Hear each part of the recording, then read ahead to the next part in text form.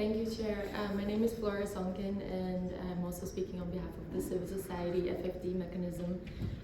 Your Excellencies, we have increasingly heard how FFD4 should be a moment to leverage more private capital for development, a space to showcase pipelines of profitable infrastructure projects, and ultimately to convince private investors that if only governments blend their already scarce public resources, they can ensure private risks are reduced and profits are guaranteed.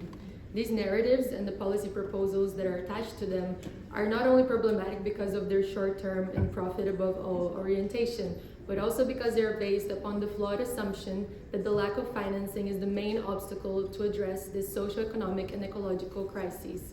But in fact, as we've seen and heard in previous sessions and discussions, there's actually a net flow of resources from south to north through tax evasion and avoidance, illicit financial flows, which is why the UN tax convention process is so important if we're serious about advancing the FFD agenda.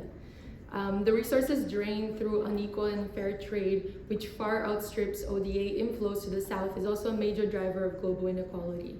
So while there is indeed a need to urgently address the climate emergencies and global south countries are owed reparations, the fundamental challenge that we're facing is systemic.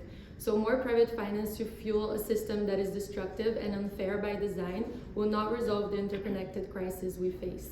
We need a fundamental overhaul of the current economic and financial system, shifting regulations and also economic incentives to transform the way we produce and consume, away from commodity dependencies and towards more vibrant local and regional economies, while also addressing the excess resource consumption in the north.